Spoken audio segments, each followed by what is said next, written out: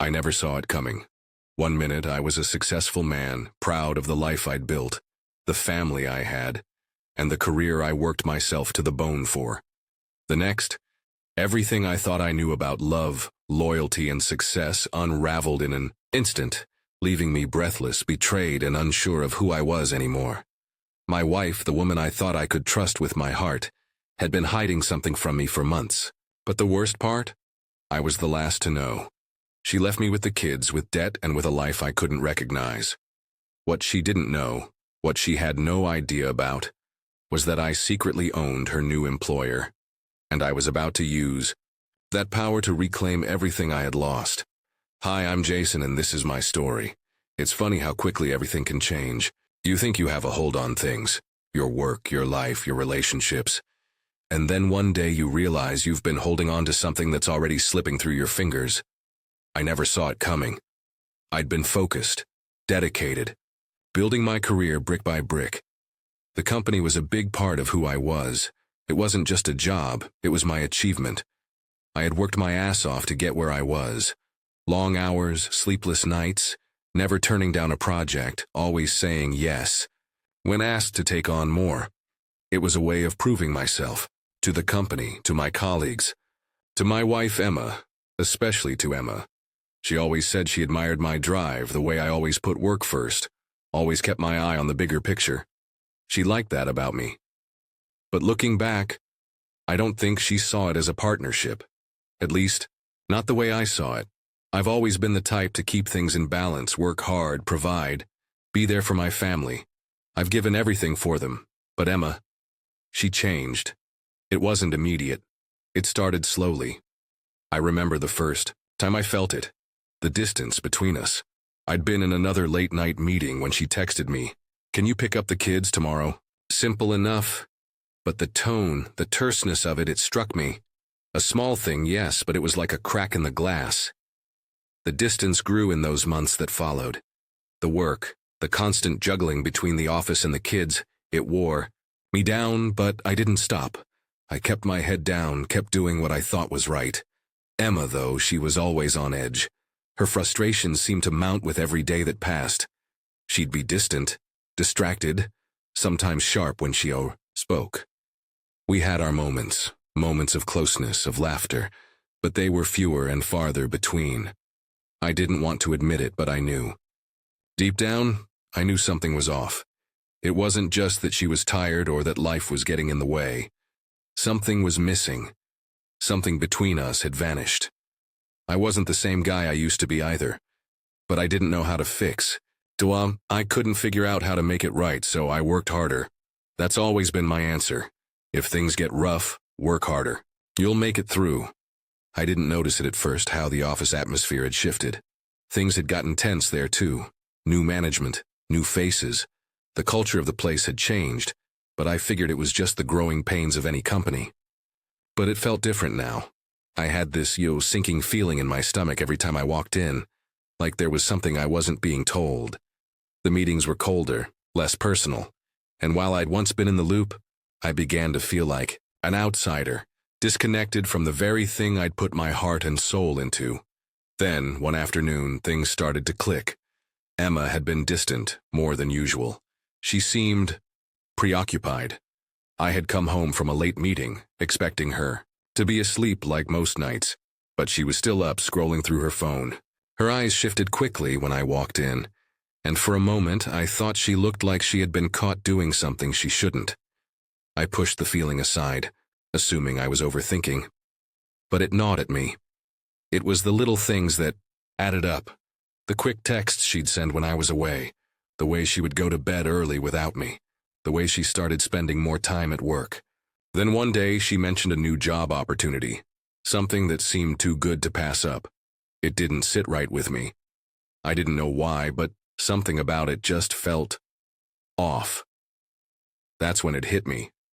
I couldn't shake the feeling that something was wrong, not just in my marriage, but at work too. It was like the threads of my life were slowly unraveling, and I was just standing there watching it all happen. I should have confronted her then, should have asked what was really going on, what she was really thinking. But I didn't. I couldn't. It was easier to bury the questions, to focus on work, to keep going. And that, I think, is when I started to lose everything. It's strange how quickly everything you thought you knew can come crashing down. Like one minute you're living in the illusion of normalcy, and the next it's all shattered, broken in a way that you can't even begin to understand. The day it happened, I was blindsided. I had been running on fumes. Long days at the office, endless responsibilities, and the looming tension at home. Emma had been working late that week, a little more than usual. I hadn't asked why. Maybe I should have, but I didn't. I didn't want to rock the boat. She had mentioned her new position at the firm she'd joined recently, and while I had concerns about how it might affect our family life, I let it go. She was excited, and for the first time in a while, she seemed focused, driven. I should have been proud of her. I told myself I was. But there was something about the way she talked about it, the way she would smile when she mentioned the project she was working on, that made my stomach churn. It all came to a head on a Tuesday. I had just finished a meeting and was in the middle of a pile of emails when my phone buzzed with a notification, an article about a corporate merger. I didn't think much of it at first. Merger announcements were routine. But as I scrolled, something stopped me cold. It was a story about a company I knew all too well, a company I had been quietly involved with for years. I won't say their name, but they were one of the biggest players in the industry. The company Emma had recently started working for had just entered into a major deal with them, a deal I knew was a game changer for both parties. The article mentioned the new CEO at Emma's firm, someone I knew, someone I'd worked with, and it was in that moment that everything clicked. It wasn't just the merger. It was the position, the connections, the high-level strategy. I froze. My mind went numb. I had a sickening realization. I owned part of that company. I had been a silent partner in a venture that had, unbeknownst to Emma, been quietly moving, in the background of her new job. I had helped lay the foundation for the deal that was unfolding, helped create the very opportunity she was stepping into. For a brief moment, I thought it was a mistake. Maybe the companies had just coincidentally crossed paths. But the more I looked at the details, the more it became clear. The merger wasn't some fluke. It was a planned move, an orchestrated sequence of events that I had been a part of.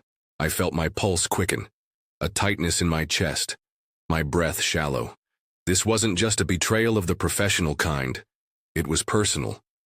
Emma had been involved with something, had been unknowingly playing a part in a world I was secretly a part of too. I called her. She didn't pick up. Panic started to creep in. My mind raced through the possibilities. Did she know? Did she know that I owned a piece of the company she was working for? Was she lying to me? Or worse, was I the last to know? I tried to convince myself that I was being paranoid, that maybe this was just coincidence, a series of unfortunate but unrelated events. But as I stood there, holding my phone, looking at the screen, I knew deep down that something was deeply wrong. Later that evening, when Emma came home, I was waiting for her. She had a small, forced smile when she walked through the door, but I could see the exhaustion on her face. She dropped her bag by the door, kicked off her shoes, and walked past me toward the kitchen. "Emma," I said, my voice suddenly hoarse. She froze. Her shoulders tensed. She didn't turn around immediately, but I could see her grip on the counter tighten. "What's wrong?" she asked, her voice too calm, too careful. I didn't have the words. I didn't need them. I held up, phone showing her the article. Her face went pale. "Are you involved in this merger?" I asked, the words coming out harsher than I intended. "Did you know about this?" She hesitated. That hesitation, it spoke volumes. "No," she said quietly, turning to face me. "Not like you think. I didn't know about this." She sounded defensive, but there was a shift in her eyes, a flicker of guilt. "I didn't know you were part of it." I stared at her. The silence in the room stretched, heavy and suffocating. "So," I asked, my voice barely a whisper, "you didn't know? Or were you just keeping things from me? Hiding it from me like you've been hiding everything else?" She shook her head, a look of confusion on her face. "I didn't hide anything from you." But her words didn't match the look in her eyes. Something wasn't right. I felt a growing rage bubble up inside me, hot, uncomfortable, all-consuming. The betrayal wasn't just about her working for a company I secretly owned. It was everything. The lies, the distance, the emotional walls she had been building between us for months. The secret lives we had both been living. The things we hadn't said to each other because we were both too afraid to confront the truth. I wanted to scream, to demand answers, but instead, I just stood there, my fists clenched at my sides. The realization hit me with full force then. Emma didn't just leave me with kids and debt, she left me with this. A world I didn't know anymore. A betrayal, so deep, so layered I didn't even know where to start. She had unknowingly walked into the web I had been quietly spinning behind her back, and I had been too blind to see it until it was already too late. The air in the room felt thick, like a storm was about to break. I stood there staring at Emma, her eyes wide but not meeting mine. I could feel the fury in my chest building, that hot rage that made my hands shake. How could she not know? How could she be so oblivious to what was right in front of her? I took a step toward her, the words coming out in a harsh, almost accusatory tone. You didn't know, huh? Really? You didn't know that your company, the one you're so proud of, has ties to me? To everything I've worked for? Emma flinched, and for a second I saw a flicker of something. Maybe regret, maybe fear, but it was gone as quickly as it appeared. She wiped a hand across her face, and I could see the tension in her jaw. Her voice, when it came, was soft, measured, like she was trying to keep control of a situation that was slipping away from her. I didn't know, she repeated, her tone quieter now, but I wasn't ready to let it go. I wasn't ready to give her that out. Then why didn't you tell me? My voice broke, the frustration spilling out in a way I couldn't control. Why didn't you tell me what was really going on? I've been pouring myself into everything, Emma. Into this family, into my career, and you. I stopped myself, not sure if I wanted to say it, not sure if I was ready to hear the answer. But I pushed on anyway, the words pouring out like venom. And you've been lying to me, not just about this, but about everything. Her face fell, and for the first time in what felt like a long time, I saw vulnerability in her eyes. It didn't make me feel any better, though. It just made me angrier. I didn't lie to you, she said, her voice trembling now. I didn't know how to explain it. Things have been complicated, so complicated. I didn't want to hurt you. Complicated, I spat. You think this is complicated? This whole time you've been hiding things from me. You've been pulling away from me, and I've been too blind to see it. I thought I was doing everything right, Emma. I thought I was doing enough for this family. But apparently that was never enough for you, was it? She flinched at my words, her shoulders dropping, and I immediately regretted how harshly I had spoken. But the anger, the betrayal, was so overwhelming that I couldn't stop. It felt like I was being suffocated by everything that had been left unsaid between us for so long.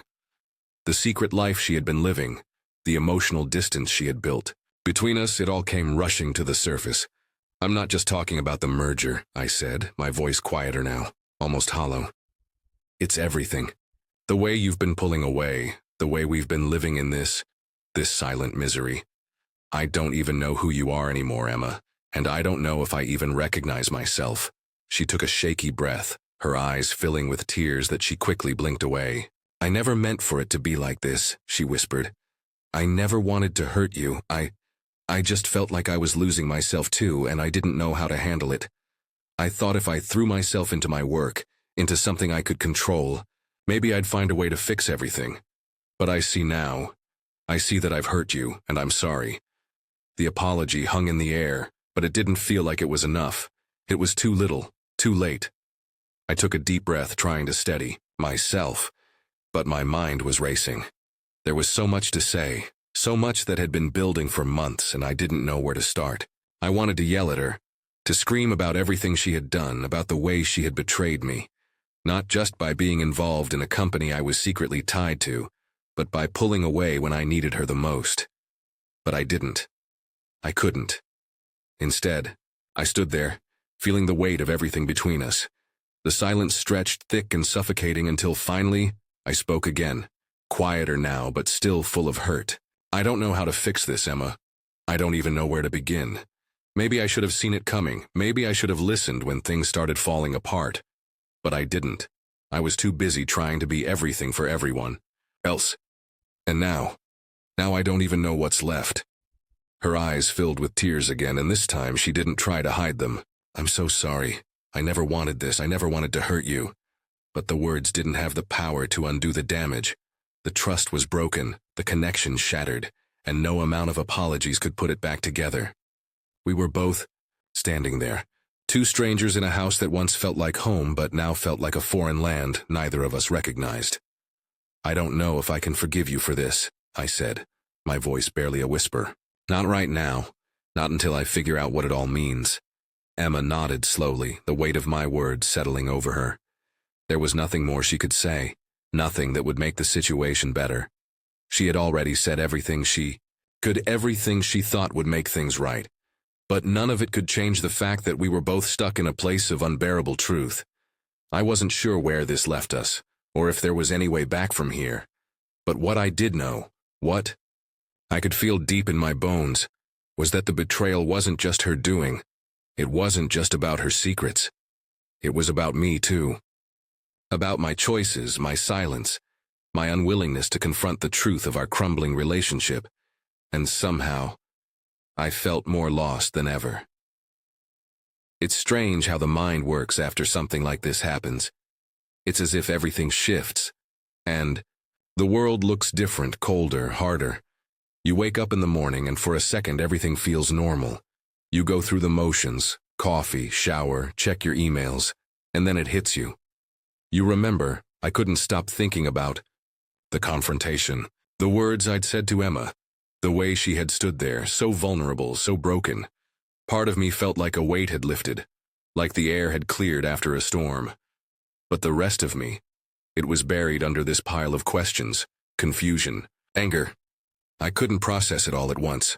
I couldn't even begin to figure out how to feel. Every time I closed my eyes, I saw her face. Not the woman I thought I knew, not the wife I'd loved for so long, but someone who had been hiding behind layers of excuses and justifications. It wasn't just her actions that haunted me. It was mine too. I kept asking myself where we went wrong. I kept thinking about the small moments, the tiny cracks that started forming in our relationship. But no matter how much I tried to trace it back, I kept coming up empty. We were two people living side by side, both of us pretending. Everything was fine while the walls around us slowly crumbled. Maybe I was too focused on my career. Maybe I neglected her. Maybe we were both too busy pretending to be something we weren't. I sat at the kitchen table the morning after, my coffee cold, my hands trembling slightly as I stared at the newspaper. The headline mocked me. The company merger, the new opportunities, the paths being forged ahead. The same company Emma was now tied to. I didn't know how to look at the world without seeing everything through the lens of betrayal. The merger wasn't just business. It was personal now. It was hers. It felt like everything I had worked for, everything I had built, had somehow bled into the life she had created without me. I tried to focus on the kids. They were still young enough to not fully understand the weight of what was happening between Emma and me. But their questions, their innocent curiosity cut through me like knives. They missed her. They missed the way things used to be. And I missed the way things used to be too. I missed the us that I thought we were. But that version of us? It was gone, and I was left holding pieces of something that didn't fit together anymore. My mind kept going back to Emma's words. I didn't want to hurt you. But the thing was, she already had. The hurt wasn't just about the secrets. It wasn't even about the merger. The betrayal ran deeper than that. It was in the way we had stopped communicating, stopped being real with each other, stopped trying. We had both fallen into the trap of living parallel lives, never meeting at the center. And now, standing on the other side of it, I couldn't ignore the fact that I had let it happen. The rage from the night before had faded. But in its place there was a hollow ache. It felt like an empty space inside me, where the trust had been, where the love had been, where the us had been. Now it was just me, and that's a lonely thing to realize. I had spent so many years prioritizing work, thinking that if I could just push through, if I could just do enough, everything would fall into place. But now, sitting in the stillness of that kitchen, I realized that I had neglected the very thing I thought I was working for, the relationship, the foundation of it all. Emma had tried to tell me, she had tried to reach me, but I had been too consumed by everything else to hear her. I thought about the conversations we used to have, the way we used to laugh together, the way she would lean into me when she had a bad day. That intimacy, that was what had started to fade, little by little, until one day, it was gone. And I couldn't fix it, I couldn't bring it back. I wanted to blame her for all of it. I wanted to say that it was her fault, that she was the one who pulled away, who built walls between us. But deep down, I knew that wasn't the full truth. I had played my part too. I had let her pull away. I had let her shoulder too much of the emotional weight. I had turned a blind eye to the cracks in our relationship because I was too focused on what I thought was more important, more urgent. I got up from the table, walked to the window, and looked outside. The world seemed so normal, so unaffected by everything that had just unfolded in my life. The sun was shining, people were going about their day like nothing had changed, but I felt like I was standing on the edge of something I couldn't see clearly yet. I didn't know what was going to happen next. I didn't know how to repair the damage, how to rebuild something that had already been shattered. But one thing was clear. I couldn't stay here, frozen in the past. I had to find a way to move forward, to reclaim my life, my choices. Maybe it wouldn't be with Emma. Maybe we couldn't find our way back, but I had to find a way to heal, to rebuild my sense of self. Because right now, I was a man broken by betrayal, and the only person who could fix that was me. The kids would need me, I would need me, and somehow I had to figure out how to put the pieces back together. In the days after everything exploded, I found myself walking around in a fog. It wasn't a comforting kind of fog, like the kind you get when you're lost in thought or a good daydream. No, this was thick, oppressive. I felt paralyzed, like every decision I made was burdened by this heavy weight of uncertainty, resentment, and grief. I couldn't breathe without it pressing down on me, without that crushing realization that my life had splintered in ways I hadn't been able to comprehend yet. But then something happened. I don't know if it was a shift in my own mindset, or if it was just the inevitable result of time passing, but I woke up one morning and realized I couldn't stay in that place anymore. I had been allowing the hurt, the betrayal, to control me for too long. I couldn't keep waiting for Emma, to fix it, to make it right. I couldn't keep hoping that everything would just magically go back to how it was before. It was clear now, in the raw aftermath of it all. We were both too broken. We were both too far gone. And the more I clung to the idea of us, the more I let it drag me under. I wasn't ready to give up on my family completely, on the kids, on the life I thought I had built. But I realized something in that moment. I had spent my whole life fighting for everyone else, fighting for the job, fighting for Emma, fighting for the family. But somewhere along the way, I had forgotten to fight for myself. I stood up that morning and made a decision. I couldn't let the betrayal define me. I couldn't let it consume me, even if it felt like my insides were burning with anger and confusion. The thing about anger is that, if you let it, it can make you feel like you're in control. It can give you the illusion of power. But if you hold on to it too long, it starts to eat you alive. And I wasn't about to let that happen. I had to find a way to channel this pain into something else, something that would give me a sense of purpose again, something that would remind me who I was before all of this. I started by calling a meeting with my closest colleagues at work. For so long, I had been drifting along in the company's wake, doing my job, hitting my targets, and running on autopilot. But now, with everything in flux, I knew I had to take control of something. I couldn't fix what had happened at home, not yet, but I could take back the power I had lost in the workplace. I walked into that meeting with my head held high. The office had felt like a prison for weeks, but now, as I sat down at the table, with the people I worked alongside every day, I made a decision. I was going to make this my comeback. I was going to show up in every way that I could.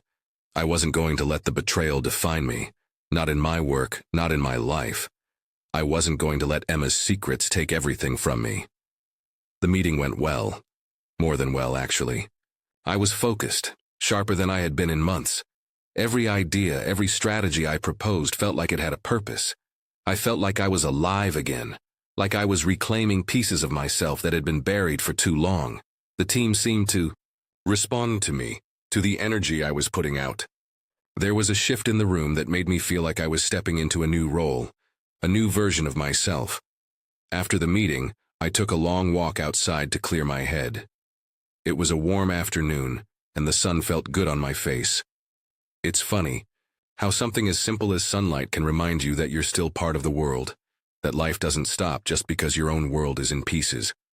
I thought about Emma, and I felt that familiar ache deep in my chest. I still loved her.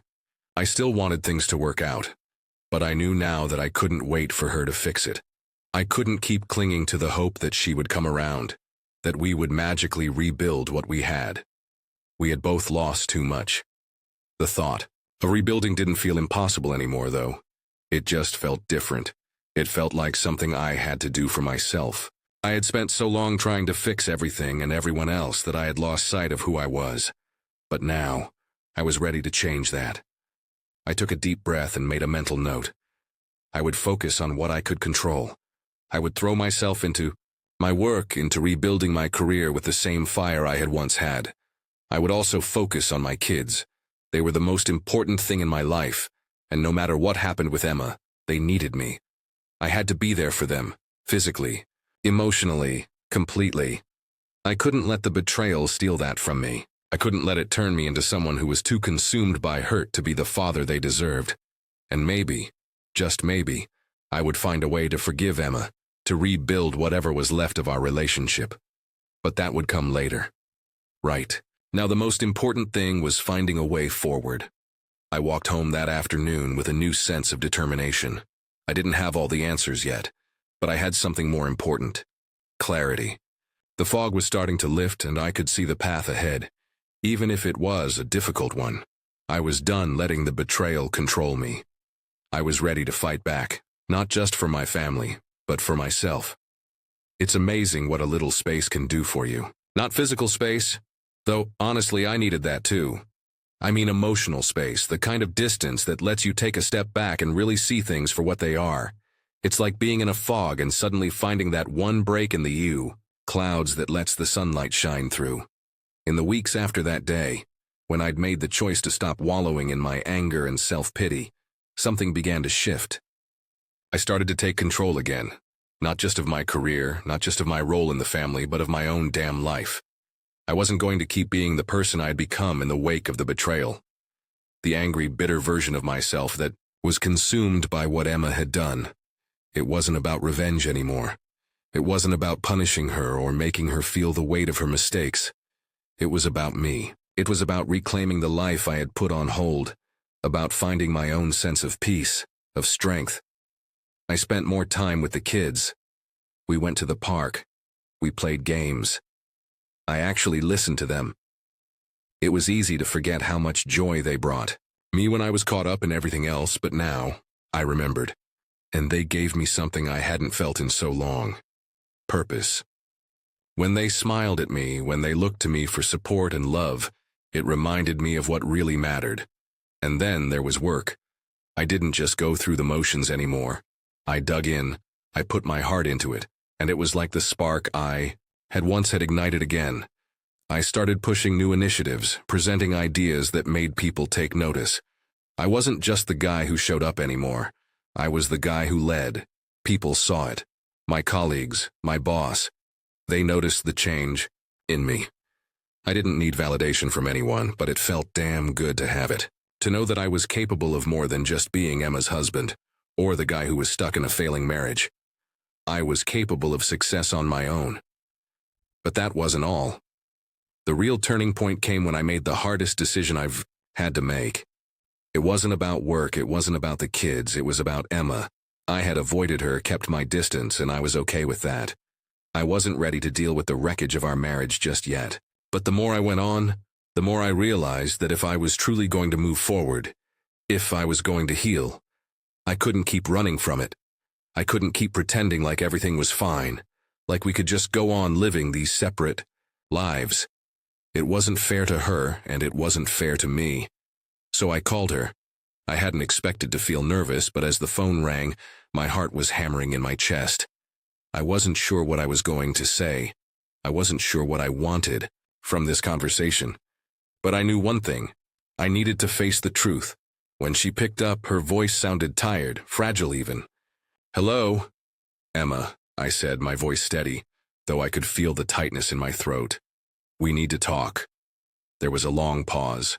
I could feel her hesitation through the phone, the weight of it hanging in the air. "Okay. When? Where?" "Now," I said. "At my place." I didn't want to wait. I didn't want to let another minute pass where I kept avoiding the truth. I had to do this. I had to confront what we were, what we had become, and what we still had left, if anything. At all. She arrived a short time later. I could see it in her eyes the moment she walked through the door, the exhaustion, the guilt, the fear. We had both been living with this distance, this invisible barrier between us, and I knew neither of us was sure how to breach it. But here we were, standing in the remnants of what was left of us. We sat down, facing each other in the same living room where we had once shared so many quiet, ordinary evenings together. The silence was thick. We had both been avoiding this moment for so long, and now it felt like everything was riding on it. "I don't know where to start," she said, her voice cracking. "I've been thinking about this, about us. I know I messed up, but I never wanted this to happen. I didn't want to hurt you." I looked at her, and for a moment, I saw the woman I had married. The woman I had loved. The woman who had, for whatever reason, wandered down this painful, secretive path. "I know you didn't mean to hurt me, Emma," I said quietly. "But it doesn't change the fact that you did. It doesn't change the fact that everything we had, everything I thought we had, isn't the same anymore." "I know," she whispered, her eyes filling with tears. "I didn't realize how far we had fallen apart. I didn't realize that I don't know, running away from you, from us. I'm so sorry. I never wanted to hurt you, not like this." I took a deep breath. It wasn't enough. Her apology wasn't enough.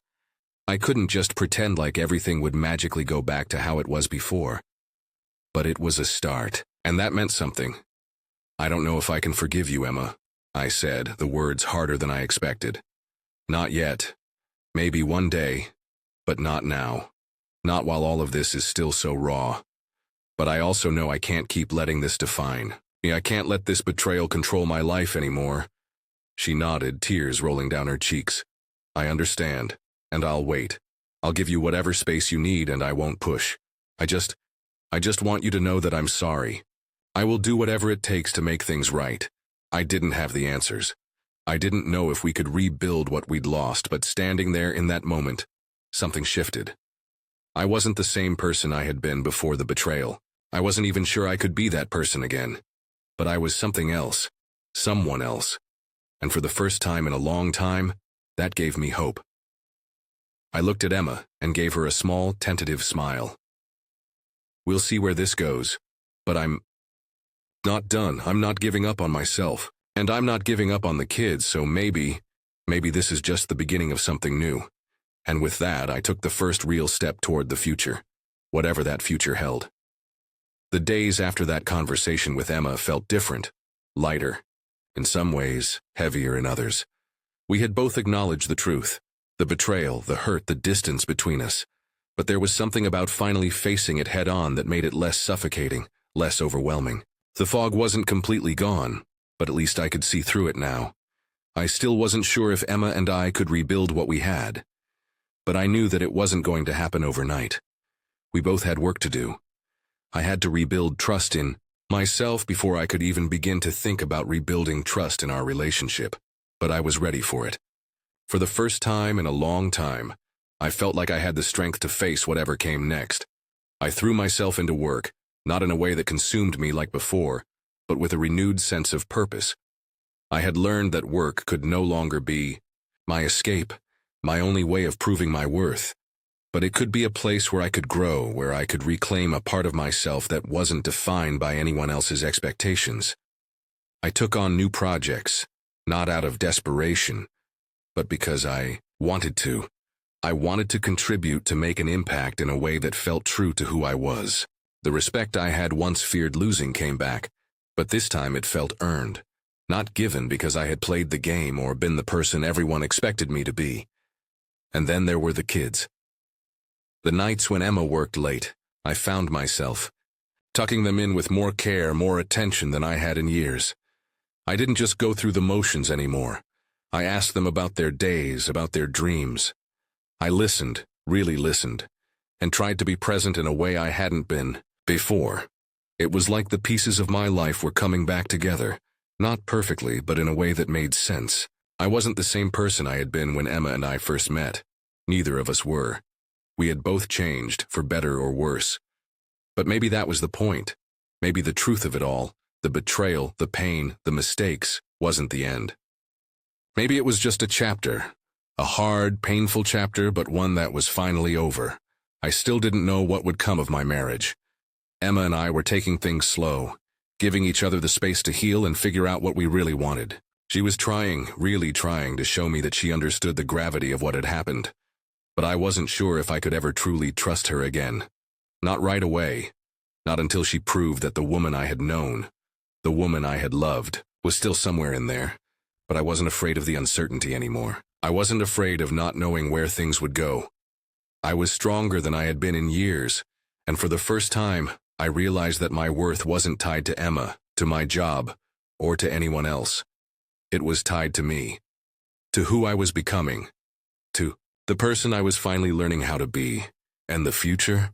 I wasn't scared of it anymore. Whatever it held, I was ready to face it. If I had learned anything from this painful journey, it was that I had the strength to rise from the ashes. I wasn't the same man I had been when Emma first left. I was more. I was whole again. The path ahead was uncertain, yes, but it was mine, to walk. And that, for the first time in a long time, felt like enough.